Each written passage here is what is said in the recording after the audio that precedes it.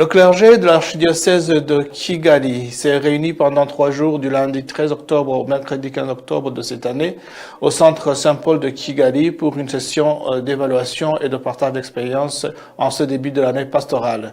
Cette rencontre qui a réuni les prêtres des différentes paroisses et services de l'archidiocèse a été une occasion d'évaluation de l'année pastorale écoulée ainsi que de partage de différentes expériences pastorales. Au début de leur rencontre déjà, ils ont constaté que l'année pastorale écoulée s'est bien déroulée de façon globale, sauf que certaines paroisses et centrales restent encore fermées.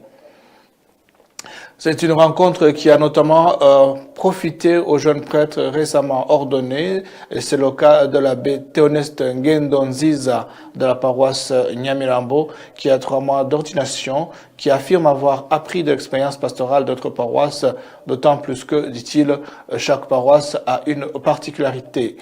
Pour lui, il a surtout appris des stratégies qui lui permettront de mener à bien la pastorale des jeunes à Nyamirambo, qui jusque-là n'était pas facile du fait de la position urbaine de la paroisse.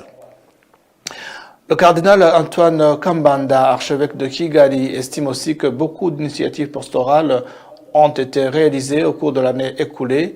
Il indique notamment qu'il y a eu beaucoup de catéchumènes baptisés ainsi que des chrétiens qui ont retrouvé la foi catholique grâce notamment à la pastorale des familles où les prêtres ont été proches des chrétiens pour connaître leur situation chrétienne.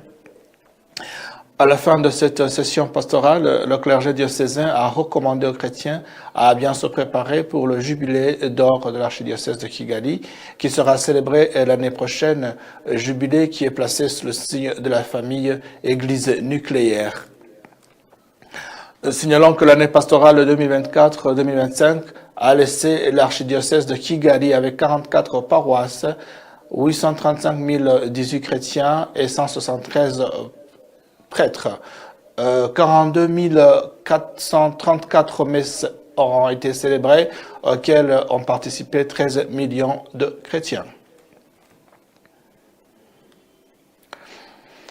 Le Bureau des formations médicales agréées du